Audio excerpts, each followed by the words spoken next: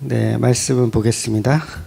말씀은 욥기 강의 27번째, 제목은 당당한 욥이란 제목입니다. 욥기 13장 1절부터 19절까지입니다. 먼저 1절부터 6절까지만 봉독하고 설교하겠습니다. 1절부터 6절까지 읽겠습니다. 나의 눈이 이것을 다 보았고 나의 귀가 이것을 듣고 깨달았느니라. 너는 아는 것을 나도 아노니 너희만 못하지 않으리라. 참으로 나는 전능자에게 말씀하려 하며 하나님과 변론하려 하노라. 너희는 거짓을 지어내는 자요 다 쓸모없는 의원이니라. 너희가 참으로 잠잠하면 그것이 너희의 지혜일 것이니라. 하나님이 나를 억울하게 하시고 아멘. 네, 버전이 좀 다른 것 같아요. 성경 버전이. 네, 지난주 우리는 공평에 관해서 보았습니다. 욥의 친구들이 생각하는 공평이 다르고요. 또 욥이 생각하는 공평 달랐어요. 그리고 하나님이 생각하시는 공평도 다르죠. 저와 여러분도 사실은 성경과 다른 공평을 정의하면서 해석하면서 살아오셨을 겁니다. 뭐 쉽게 얘기하면 이런 거죠. 나는 얼굴이 좀 못생겼지만 대신 공부를 잘하는 머리를 주셨다. 공평하신 하나님이죠. 공감을 안 하시네. 나는 좀 못생겼지만 노래를 잘하는 어떤 재능을 또 주셨다. 아니면 그림을 잘 그린다라든가 아니면 피아노를 잘 친다든가 그런 어떤 공평, 내가 무엇이 부족하지만 무엇은 하나님이 주셨다라는 식으로 질량 보존의 법칙 아시죠? 그런 식으로 하나님은 나에게 다 주지는 않았지만 무언가는 주셨다라고 하면서 어떤 공평에 대한 정의를 내리고 그것을 위로하면서 얼굴 못생긴 거를 위로하면서 이렇게 그 대신 나는 뭐 좋은 뭐를 주셨다라는. 그런데 그런 공평은 잘못된 공평이에요. 우리가 생각하는 공평은. 그러니까 신본주의적인 공평은 뭐냐면 얼굴도 못생겨, 노래도 못해, 그림도 못 그려, 할 줄 아는 게 아무것도 없어도 그것도 하나님의 공평인 거예요. 근데 이걸 놓기가 너무 힘든 거야. 그래도 우리는 뭔가 하나님의 공평을 추구하면서 그래도 내게 있는 어떤 무엇이 있겠지, 뭔가 드러낼 만한 무엇이 있겠지라고 생각하는 이 자체가 신본주의가 아닌 그냥 인본주의적인 생각이라는 거죠. 그러니까 피조물은 그냥 피조물의 자리를 받아들이는 거. 너는 그렇게 지어졌어. 너는 얼굴도 못생겼고 너는 머리도 나빠. 그냥 그렇게 지어졌어. 이걸 받아들이는 게 피조물의 자세인데 우리는 그게 너무 싫은 거야. 어떻게든지 예뻐 보여야 되고 어떻게든지 똑똑해 보여야 하고 막 그런 거. 그러니까 우리의 인생은 그 공평을 이해할 수 없으니까 계속 불만을 이렇게 표현해요, 안 해요? 표현할 수밖에 없는 거야. 왜 하나님 나는 못생겼어요? 그러면 뭐 어떻게 하는 거야? 성경이라도 해야 되잖아. 그러니까 그런 식으로 하나님의 공평에 대한 도전을 우리는 평생 해오면서 살아왔다는 거예요. 그러니까 욥의 친구들, 욥 마찬가지로 잘못된 공평을 가지고 하나님께 계속 대들고 잘못됐다고 얘기를 하는 거죠. 그래서 본문에서 욥의 친구들이 말하는 그 공평은 욥이 생각하는 공평과 이제 맞지 않으니까 계속 대화가 이어지지 않는 겁니다. 그래서 계속 싸움이 되는 거죠. 그래서 욥의 친구들도 마찬가지고 잘못된 공평을 가지고 욥에게 이야기하는 것이고 욥도 마찬가지입니다. 자신의 삶을 순종하며 살아가지 못하고 있는 거예요. 그러니까 공평이 이 욥이 얼마나 불행해요. 정말 불행하죠. 다 잃어버렸어. 자식도 잃고 재산도 다 잃어버렸어. 그래도 하나님의 공평을 안다면 괜찮아야 돼요. 사실은 괜찮아야 돼. 근데 안 괜찮죠 지금. 막 화내고 삿대질하고 나는 왜 이래요? 이렇게 얘기하는 자체가 욥도 사실은 신본주의적인 공평에 대해서 아직 모르고 있는 거예요. 그래서 여러분이 어떤 결과적으로 순종이라는 자체가 나는 이렇게 정말 구질구질한 인생이지만 순종합니다라고 했을 때 그거를 견뎌낼 수 있는 사람은 사실은 없죠. 늘 원망이 나올 수밖에 없어요.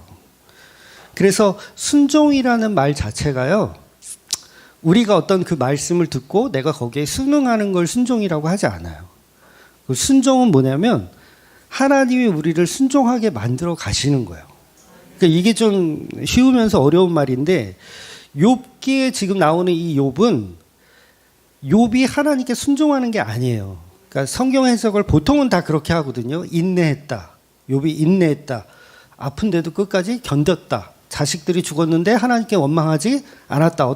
그런 순종을 이렇게 부각시켜서 욥의 순종이 곧 제사다 이렇게 얘기하는데, 욥기가 말하고 싶은 거는 욥의 순종이 아니라 하나님이 욥을 순종하게끔 하는 삶으로 이끌어 가고 있다라는 게 중요한 거예요. 그래서 저와 여러분은 순종하는 사람이 아니라 순종을 당하고 있는 사람. 순종을 당하고 있는 사람. 그러면 순종을 당하고 있는 사람의 특징이 뭔지 아세요? 내 순종을 당하고 있어. 그러면 그 특징은 뭐냐면 하나님 저 순종하고 있죠? 라는 말을 못해요. 이해가 되시죠? 나 이렇게 순종했잖아요. 나 애들 다 죽었는데도 하나님 원망하지 않았고 순종했잖아요. 재산이 다 날아가도 원망 안 하고 순종했잖아요. 이런 말을 할 수가 없어. 왜냐하면 순종하게끔 만들어 가신 분이 하나님이기 때문에. 그래서 저와 여러분이 순종을 당하고 있다라면 순종했다라는 말을 우리는 할 수가 없다라는 거죠.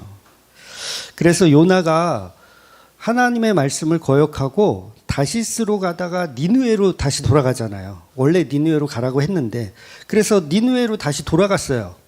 그것을 가지고 요나의 순종이라고 말할 수 있어요, 없어요? 없는 거예요. 요나는 순종을 당한 거예요. 나는 니느웨로 갈 생각이 없어. 다시스로 가고 싶어. 그런데 어떻게 돼요? 폭풍을 주시고 물고기를 주시고 어쩔 수 없이 순종을 당하게끔 만들어 가는 자. 그러니까 요나는 제가 하나님께 순종했잖아요 라는 말을 못해요.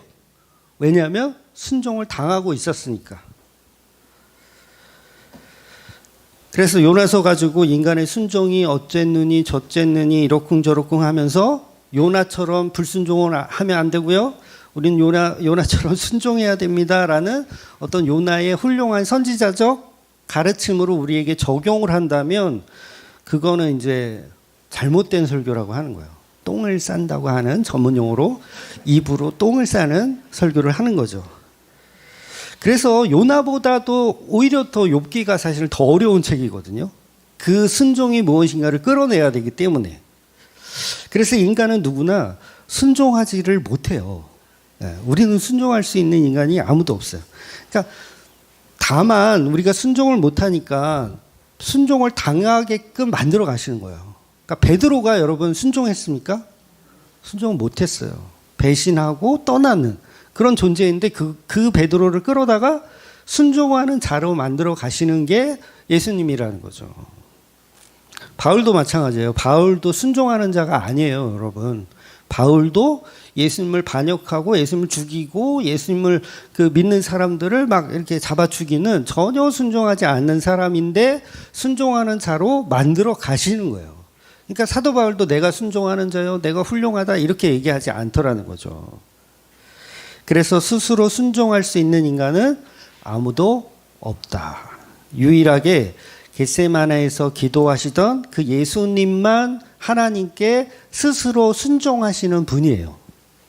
예수님만 스스로 순종하는 분이고 우리는 스스로 순종을 할 수 있다 없다? 없어요.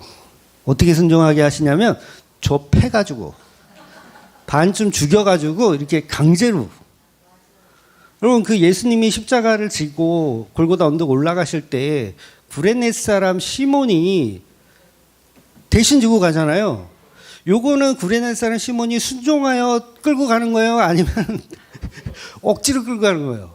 억지로 끌고 가는 거잖아. 그러니까 우리의 복음된 삶은요, 억지로예요, 억지로. 누구의 억지로? 예수님의 억지, 하나님의 억지, 성령님의 억지로 끌려가는 거예요. 순종하는 자가 아닌데 순종하는 자로 끌어가는 그 삶이라는 거예요. 그러니까 오직 순종을 하실 수 있는 분은 예수님이다. 그러니까 여러분한테 제가 여러분 순종하세요. 제발 순종하세요. 이런 말을 하나요? 안 하나요? 안 하죠. 혹시 했다면 취소 태태태. 우리는 순종을 못해요. 억지로 하는 거예요. 억지로. 끌려가는 거예요. 그 위대한 사랑 앞에 끌려가는 거예요. 강제적으로 끌려가는 거. 그래서 우리는 전부 순종하지 않고 사사기의 그 마지막 말씀 있죠. 각자 자기의 소원대로 살더라. 지가 살고 싶은 대로 그냥 살더라. 그런데 그런 자들을 가지고 하나님의 영광 가운데 이렇게 강제로 순종하게끔 만들어 가시더라는 거예요. 제가 목사가 되어서 복음적인 설교를 하고 있는 것도 절대로 제가 순종하는 게 아닙니다, 여러분. 지금 순종하는 게 아니에요. 그쵸. 저도 이제 순종을 당하고 있는 거죠. 아주 억울해 죽겠어요. 저희 집사람이 잘 알거든요. 왜냐하면 교회를 개척하기 한 달 전만 해도 교회를 개척한다라는 생각을 단 한 번도 한 적이 없어요. 저는. 집사람도 없고 당연히 저도 없고. 그야말로 갑자기 어쩔 수 없이 너 이거 해 라고 돼버린 거야. 그래서 이거를 우리 기독교에서는 뭐라고 얘기한다 그랬어요? 소명이라고 얘기한다 그랬잖아요. 소명은 뭐예요? 부르심. 잘하는 게 하나도 없고 나는 말도 어눌하고요. 지금도 그런 욕을 듣고 있는데 말도 어눌하고요. 그 다음에 좀 싼 티가 나죠. 좀 저급한 단어들을 이렇게 골라서 쓰고 이 목사로서는 뭔가 좀 맞지 않는. 그러니까 제가 막 말도 유창하게 아나운서처럼 잘하고 막 이렇게 좀 배운 사람처럼 막 어려운 단어들을 막 쓰고 저렴한 단어 안 쓰고 막 그러면 내가 하면 뭔가 될 것 같아, 목사로서. 그럼 그걸 사명이라고 그러는 거예요. 나 잘하는 거 있잖아, 내가 할 거야. 이 사명. 근데 이 사명으로 하나님은 쓰시는 게 아니라 뭘로 쓰냐면 소명으로 쓰시더라는 거예요. 그러니까 모세가 제일 먼저 한 말이 뭐예요? 난 못해요. 나는 애굽에 가서 그 사람들을 끌어올 수 있을 만한 능력이 전혀 없어요. 저를 알아볼 수 있는 사람도 없고요. 저는 실력이 하나도 없어요. 말도 어눌하고요. 바보 같아요. 그럼에도 불구하고 하나님은 아니야. 내가 너를 보낼 거야. 너가 가. 라고 하면 그걸 소명이라고 하는 거예요. 그러니까 모세가 순종한 게 아니라 순종을 당하게끔 만들어내는 게 바로 소명이라는 거죠. 여러분이 지금 예배를 드리고 있는 것도 여러분이 하나님께 순종하여 주맘교회까지 온 게 아니에요. 착각하지 마세요. 여러분이 신앙이 정말 좋아서 나는 하나님께 순종해. 나 신앙 너무 좋아. 다른 사람들은 1부 예배만 드리고 밥 처먹고 가는데 나는 2부 예배까지 이렇게 앉아 있어. 내가 얼마나 신앙이 좋아. 나는 하나님께 순종하고 있어가 아니라는 거예요. 여러분이 앉아 있는 것도 여러분이 믿음이 다른 사람보다 우월해서가 아니라 그냥 순종을 당하게끔 만들어가고 있기 때문이에요. 제가 교회를 오잖아요. 매주일. 저 빠진 적이 없어요. 저 왜 안 빠지는 줄 아세요? 제가 설교해야 될 목사이기 때문에 안 빠지는 거예요. 제가 10년 동안 하면서 아픈 적이 없었을까요? 여러분? 막 몸살 감기 너무 심하게 들려가지고 막 이 말도 안 나올 정도로 아프고 그다음에 독감 같은 거 걸리면 막 온몸이 쑤시고 막 정말 일어나기도 힘들잖아요. 그랬을 때도 저는 교회에 와서 설교를 해야 돼요. 저는 대체할 수 있는 인간이 없어요. 그렇잖아요. 해요. 그게 저의 순종입니까? 아니면 억지로 끌려오는 겁니까? 억지로 끌려오는 거예요. 어쩔 수 없어요. 누가 대처할 수 있는 사람이 없으니까. 그러니까 순종을 하게끔 만들어가는 거지 우리가 순종하는 게 아니라는 거예요. 그러니까 이건 목사뿐만 아니라 장로, 권사, 다른 사람들도 다 마찬가지입니다. 그냥 순종을 당하는 것이지 우리가 무슨 믿음이 있어가지고 하나님께 뭔가를 좀 순종하는 마음을 열매로 드리기 위해서 이렇게 하는 것이 아니라는 거예요. 그 야고보서에 보면 그런 표현이 있거든요. 형제들아 서로 비방하지 말라. 이런 표현이 있어요. 형제들아 서로 비방하지 말라. 왜 야고보가 이런 이야기를 했을까요? 서로 비방하지 말라. 왜냐하면 우리는 다 순종하는 자가 아니라 순종을 당하는 자들이기 때문에 서로 비방할 게 없어요. 우리가 순종해야 된다면 비방할 수 있죠. 저 인간은 왜 순종 안 해? 왜 줄성서 안 해? 왜 헌금 안 내? 라면서 비방을 할 수 있다고요. 그런데 이 순종 자체가 우리가 하는 게 아니라 순종을 당하는 것이기 때문에 비방할 내용이 있어요, 없어요? 없는 거예요. 그러니까 우리가 교회에서 우리의 우월성, 믿음에 대한 우월성을 뽐내고 율법으로 뭔가를 비방할 수가 없는 존재라는 거죠. 말씀은 우리가 순종하는 게 아니라 순종을 당하게끔 이끌어 가시기 때문입니다. 그래서 주일날 예배를 안 드리고 낚시하러 가고 골프하러 가고 그런 사람이 있어도 우리는 그분을 비난할 수가 없는 거예요. 왜냐하면 그분은 순종을 당하지 않은 것뿐이고 나는 억지로 순종을 당한 것뿐이에요. 나도 낚시하고 싶어. 그러니까 우리가 교회에서 내가 하는 어떤 헌신이나 어떤 예배 봉사 이런 걸 가지고 가치를 삼는다는 자체가 순종이 뭔지를 전혀 모르는 거죠. 마치 내가 순종하는 것이라고 착각하는 거죠. 그래서 내가 순종하는 것이 아니라 온전히 순종을 당하고 있는 것.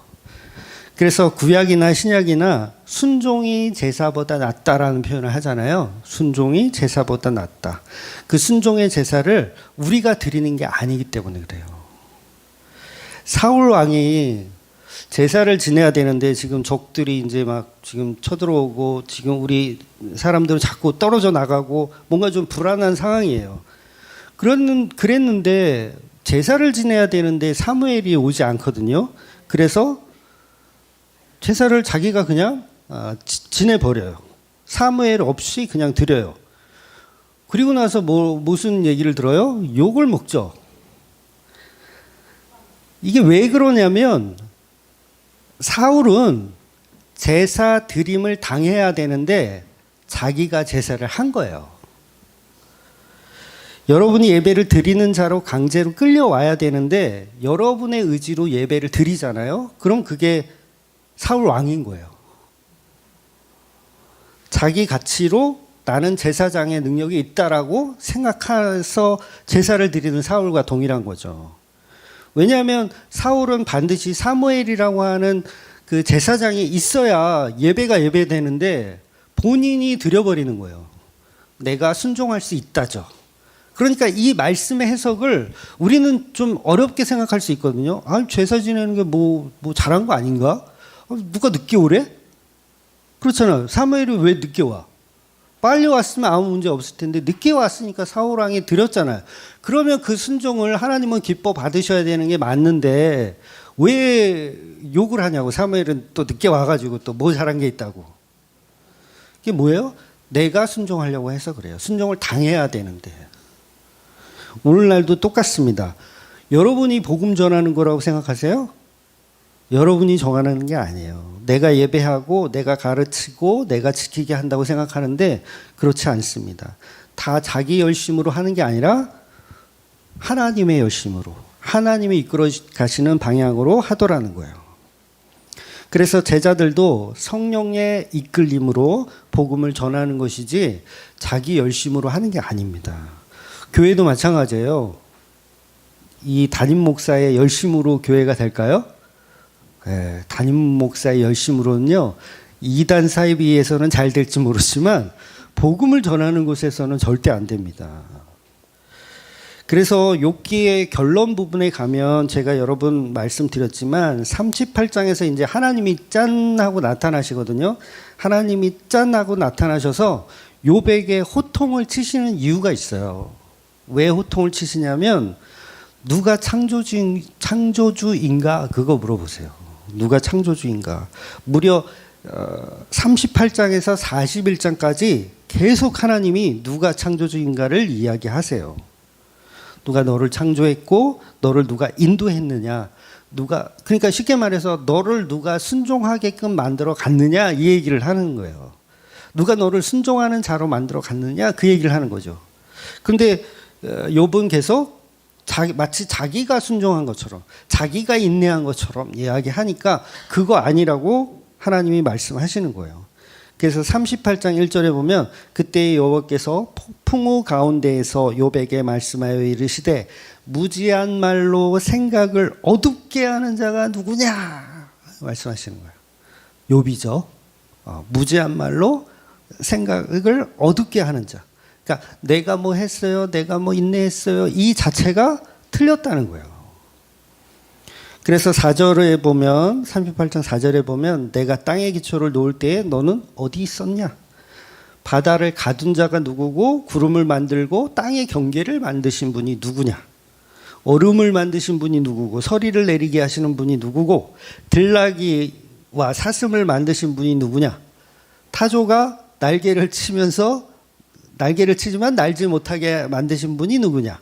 메뚜기는, 독수리는, 하마는, 리워여단은 다 누가 이렇게 만들었냐? 계속 말씀하시는 거예요.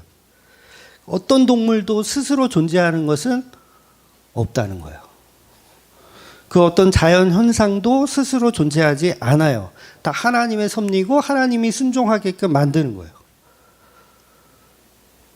해가 바뀌면 나무에서 꽃이 피고 열매를 맺어요. 걔네들의 순종인가요? 걔네들의 순종이에요?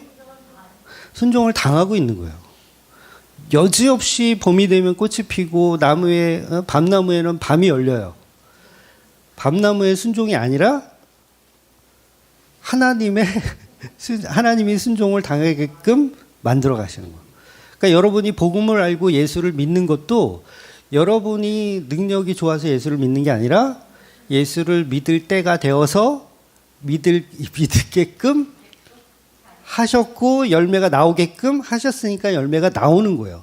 그러니까 그 열매를 가지고 자기의 가치로 삼을 수가 없는 거잖아요. 이렇게 자기 의지를 생각하는 것이 아니다라는 것을 38장 이후에 계속 말씀하시는 거예요. 그러니까 너희들은 무지한 말로 세상을 어지럽히고 있다. 그러니까 교회에서 목사들이 여러분 순종하세요. 여러분의 순종의 그 삶이 아름답습니다. 이게 무슨 말? 무지한 말로 세상을 어지럽히는 말이에요.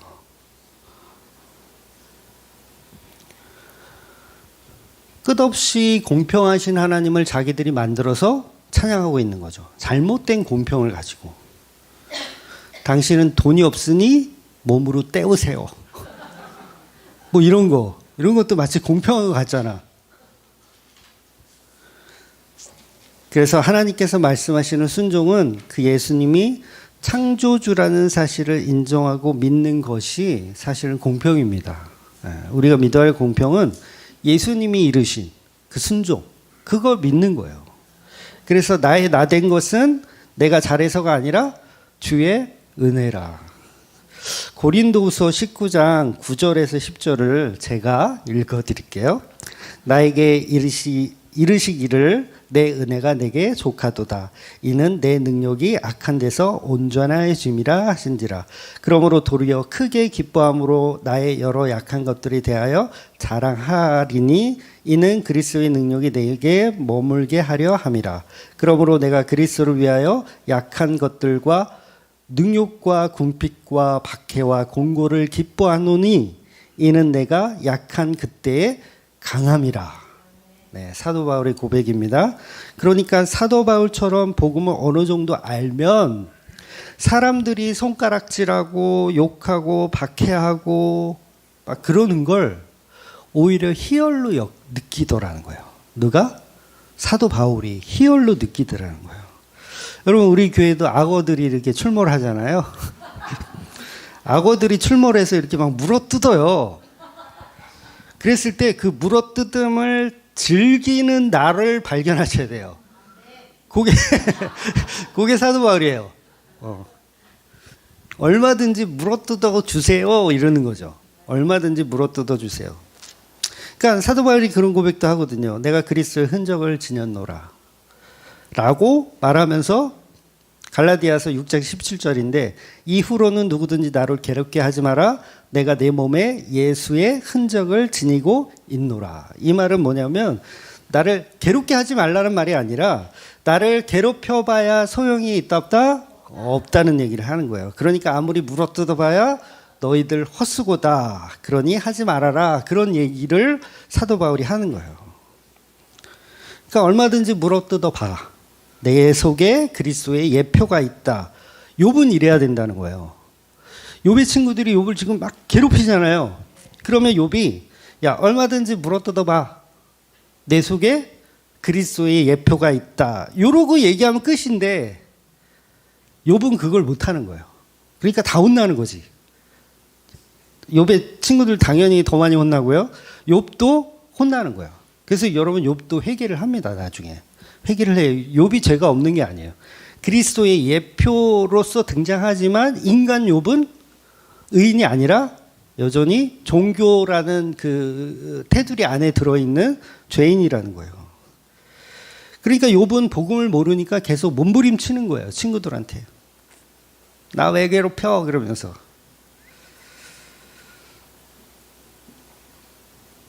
그러니까 욥의 친구들은 다 악어예요. 악어. 그러니까 악어가 몇 마리가 나오냐면 지금 3마리밖에 안 나오는데 나중에 가면 한 마리가 더 젊은 악어가 한 마리 더 추가되고 앞에 이제 그 욥의 아내도 악어라고 볼 수가 있죠. 그러니까 악어 5마리가 욥을 지금 물어뜯고 있는 거죠. 그래서 오늘 본문은 계속해서 욥이 말하고 있는 대사입니다. 그러니까 엘리바스, 빌달, 소발은 거짓말을 지어내는 자들이라고 욥이 이야기해요. 그러니까 너희들은 돌팔이 의사와 같다.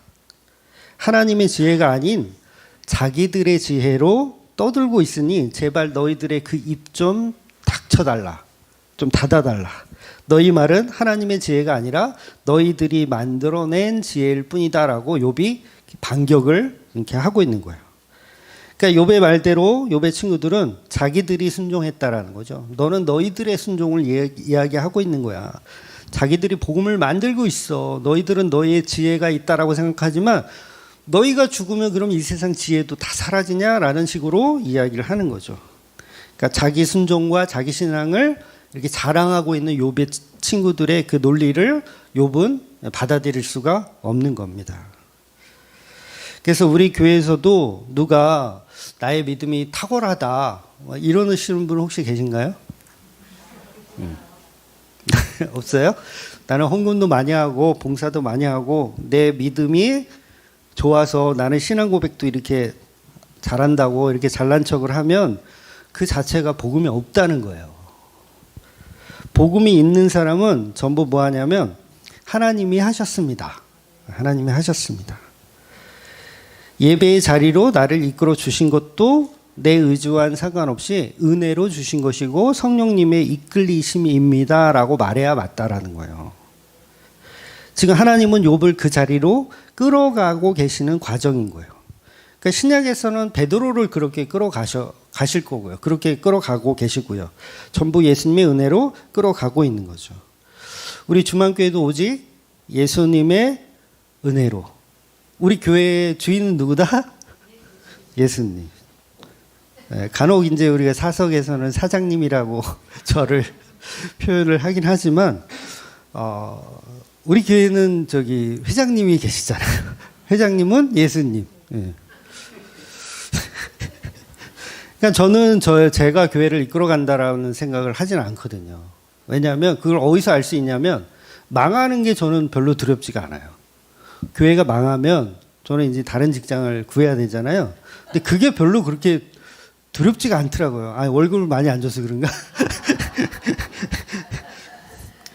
왜냐하면 그 자체가 나는 여기 주인이 아니라는 생각을 처음부터 했기 때문에 그런 것 같아요. 처음부터 했기 때문에 그냥 그거에 대한 스트레스가 사업하면 그러잖아요. 저도 사업을 좀 해봤던 사람이거든요. 20살 때부터 저는 사업을 했었어요. 컴퓨터 가게 차린 게 이제 굉장히 어릴 때 차렸는데 망했죠. 예, 망했는데 어떤 그런 이 사업에 대한 트라우마가 저도 있거든요. 근데 내가 주인이 아니면 사업이 망하는 거에 대한 그렇게 막 스트레스가 별로 없어요. 사장들만 아는 거야. 직원들은 그 마음을 몰라. 왜 사장은 나한테 보너스를 안 주는가? 막 이거에 대한 스트레스만 있지. 정말 사장이 되면 장사가 잘 돼도 스트레스, 장사가 안 돼도 스트레스가 있어요. 그런데 이 교회가 우리의 것이 아니라 예수 그리스도가 인도하시고 운영하시는 주인이 따로 있다면 우리는 스트레스 받을 일이 없어야 된다는 게 맞는 거죠. 그래서 우리 12신조에도 나오잖아요. 예수님만 주인 되시고 목회자도 평신도와 똑같은 예배자로 섬기는 교회가 되고 싶다. 그런 의미의 12신조가 있잖아요. 그래서 교회가 망해도 저와 여러분은 큰 타격이 없습니다. 다른 교회 가시면 돼요. 네. 다른 교회가 없어서 이제 큰 문제긴 하지만, 그런데 자기 가치를 생겨서 저희가 이만큼 교회를 이렇게 잘했잖아요. 예수님, 우리 잘했죠? 라고 신앙 고백을 하면 할수록 그것은 잘못된 신앙 고백이라는 거예요. 욥은 지금 그들을 참을 수가 없는 거예요. 그렇게 주장하는 친구들의 이야기가 참을 수 없는 겁니다. 그래서 욥이 이제는 참다 그만하라고 화를 내고 있는 거예요. 그만 이야기하고 내 말 좀 들어봐라.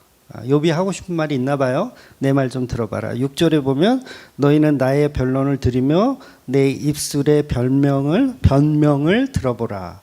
그리고 계속해서 욥은 친구들을 이제 훈계하기 시작해요. 7절 보면 너희가 하나님을 위하여 불의를 말하려느냐 그를 위하여 속임을 말하려느냐. 8절 너희가 하나님의 낯을 따르려느냐 그를 위하여 변론하려느냐. 9절 하나님이 너희를 감찰하시면 좋겠느냐 너희가 사람을 속임같이 그를 속이려느냐. 즉 욥의 말은 너희들은 계속 허튼 소리를 하고 있다는 거예요. 너희는 하나님을 위한다는 빌미를 삼아서 복음도 없는 허무한 말들로 하나님과 나를 속이고 있다는 거죠. 너희는 말로 하나님의 편이다라고 얘기해요. 욥의 친구들은 누구의 편? 하나님의 편이다라고 얘기해요. 그리고 하나님에게 변론을 하죠. 하나님의 변호사가 돼서 변론을 하고 있어요. 그런데 하나님이 너희를 조사하면 다 나온다는 거예요. 너희는 지금 다 속이고 있다라는 거죠. 욥인 나를 속이고 있고 하나님도 속이고 있다. 즉 나의 신앙 고백으로 하나님께 무엇을 할 수 있다라는 자체가 하나님을 속이고 있다는 거예요. 그러니까 내가 하나님께 예배합니다. 내가 하나님께 순종합니다. 이런 말로 우리는 하나님을 속이고 있더라는 거죠. 아니요, 우리는 하나님을 예배하는 자가 아니라 예배를 당하는 자. 예배하는 자로 당함을 입은 자. 그래서 예배자로 부르심을 입었다라는 표현이 사실 맞는 표현이에요. 예배자로 부르심을 입었다. 순종을 당했다. 물론 이런 표현 가지고 뭐 이렇게 막 싸움하라는 얘기는 아니에요. 어떤 분이 주님을 예배합니다 이렇게 찬양을 고백하니까 야 지가 어떻게 예배를 해? 너 예배를 당해야지 이러면서 서로 싸우라는 얘기가 아니에요. 간혹 보면 이 말씀을 잘 못 알아듣고 이제 그런 지식적인 걸로 싸움을 하는 분들이 간혹 있거든요. 그런 표현 가지고 싸움하라는 게 아니라 본질을 이해하라는 거예요. 본질을. 제발. 그런 표현도 있죠. 교회를 섬기는 저는 중앙교회를 섬기는 이혜원 목사입니다라고 했을 때 섬긴다는 표현은 잘못된 표현이에요. 제가 교회를 섬기는 게 아니죠.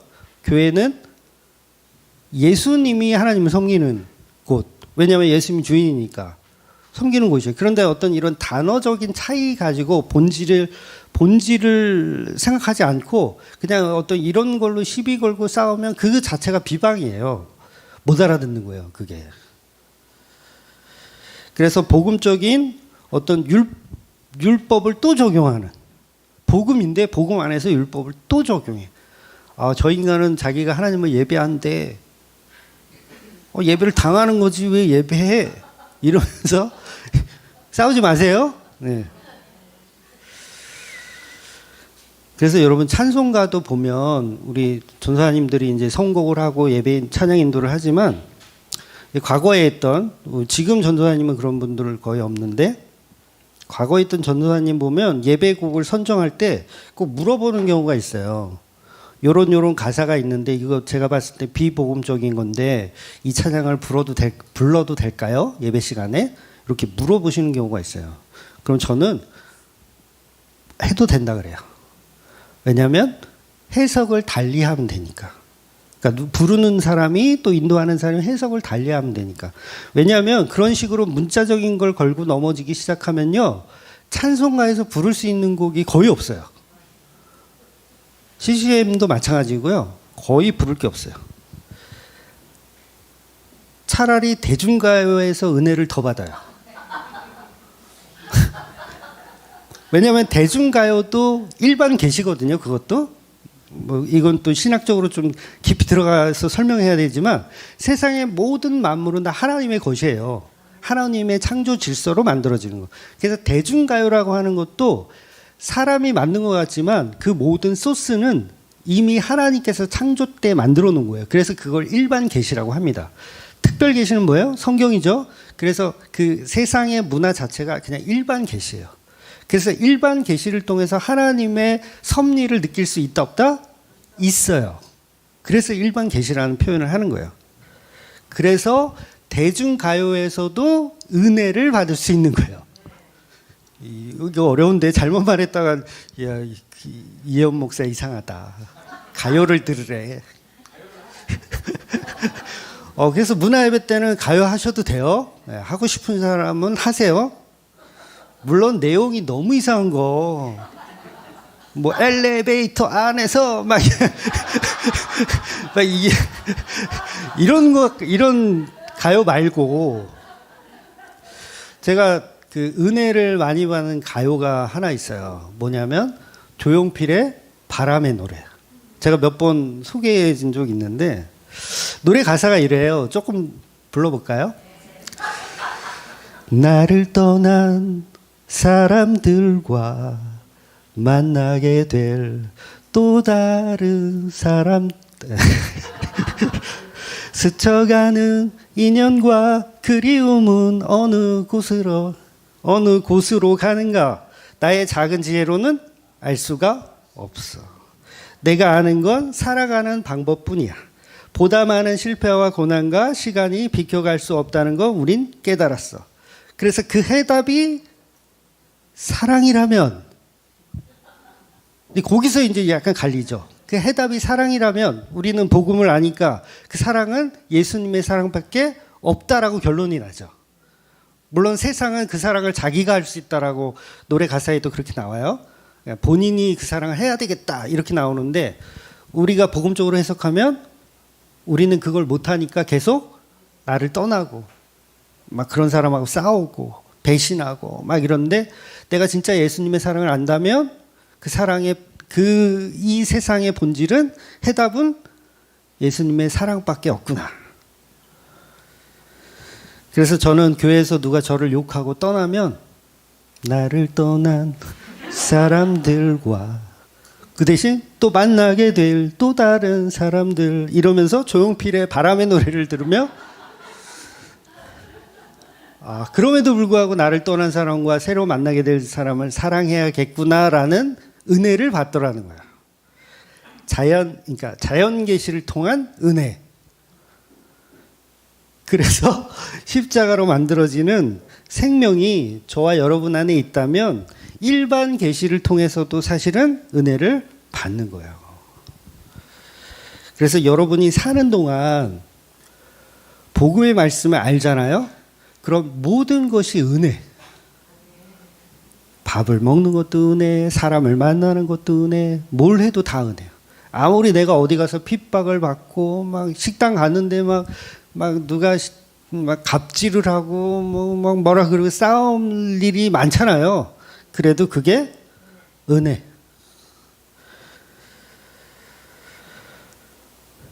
그래서 모든 만물 속에서 우리는 은혜를 경험하는 거예요. 그러니까 저는 최근에 우리 주주가 죽었다 그랬잖아요. 주주의 죽음을 통해서도 은혜를 받더라고요, 제가. 일반 계시인데도. 그런데 욥의 친구들은 경건의 모양을 강조하고 있지만, 그것은 욥 속에서는 거짓말로 들릴 수밖에 없는 거예요. 거짓말로. 반드시 하나님은 너희들의 잘못됨을 책망하실 것이다. 왜 너희들은 그 하나님을 두려워하지 않고 있으며 자기 스스로 잘못되었다는 걸 모르고 있는 거예요. 그러니까 욥은 계속 야단을 치는 거죠.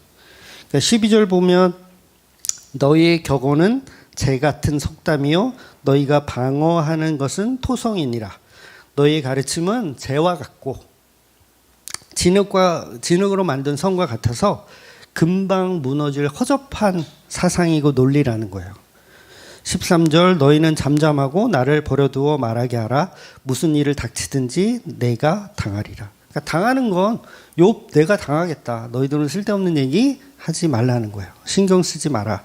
14절 내가 어찌하여 내 살을 내 이로 물고 내 생명을 내 손에 두겠느냐. 그가 나를 죽이시리니 내가 희망이 없노라. 그러나 그의 앞에서 내 행위를 아뢰리라. 경건하지 않은 자는 그 앞에서 이르지 못하나니 이것은 나의 구원이 되리라. 즉 나는 하나님께 내가 고난을 당할 만한 일을 해서 고난 당하는 것이 아니고 말 그대로 피조물이 창조주 마음대로 고난을 당하고 있는 것이라고 욥은 이야기하는 거예요. 내 삶이 불행한 건 창조주가 나를 지금 그렇게 만들고 있어. 물론 나도 그 이유를 모르죠. 그러니까 욥은 계속 그 이유를 앞으로도 계속 물어볼 거예요. 하나님은 나한테 고난을 주는 이유가 뭐예요? 분명히 나 죄 때문은 아닌 건 분명한데 무엇 때문인지 계속 물을 거예요. 17절 너희들은 내 말을 분명히 들으라. 내가 너희 귀에 알려줄 것이 있느니라. 보라 내가 내 사정을 진술하였거니와 내 의롭다 함을 얻을 줄 아노라. 19절 나와 변론할 자가 누구냐? 그러면 내가 잠잠하고 기운이 끊어지리라. 그러니까 나는 여전히 이 재판에서 나의 죄 없음을 드러내겠다고 말하는 거예요. 욥은 나는 죄 없어. 그러니까 욥 속에 그리스도께서는 여전히 욥의 그 누명이라고 할 수 있죠. 그거를 계속 말해주고 있는 거예요. 저와 여러분도 우리 속에 예수님이 계시다면 우리가 피조물임을 알게 하십니다. 피조물임을 알게 하세요. 피조물이라는 의미 속에는 정말 많은 내용들이 있잖아요. 순종을 당해야 되는 거, 예배를 당해야 되는 거, 교회로서 당해야 되는 거, 구원을 당해야 되는 거. 피조물이에요, 그게. 피조물은 다 당하는 거예요. 본인이 할 수 있는 게 있어요, 없어요? 없어. 없는 거야. 못생기게 만드셨으면 그냥 못생긴 거야. 노래를 못하게 만드셨으면 그냥 노래 못하는 거야. 그게 피조물이에요. 여러분, 우리의 역사 동안 죽음이라는 건 굉장히 흔한 일입니다.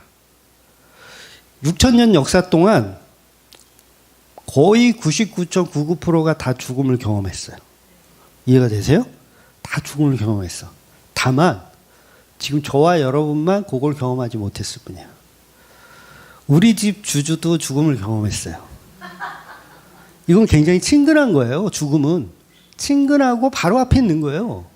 왜냐하면 6,000년 역사 동안 99.99%가 다 죽음을 경험했고 죽음을 다 보냈어. 우리 앞에 죽음이 멀리 있지가 않아요.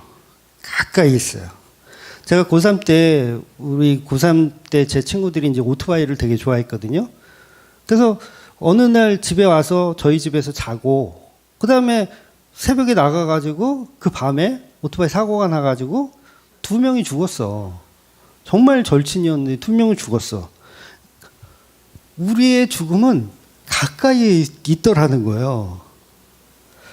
제 정말 단짝 친구가 있어요. 초등학교 때부터 거의 매일 만나던 친구. 부모님도 아실 텐데 39살에 파킨슨병으로 죽었어요. 39살에 파킨슨병으로. 정말 단짝.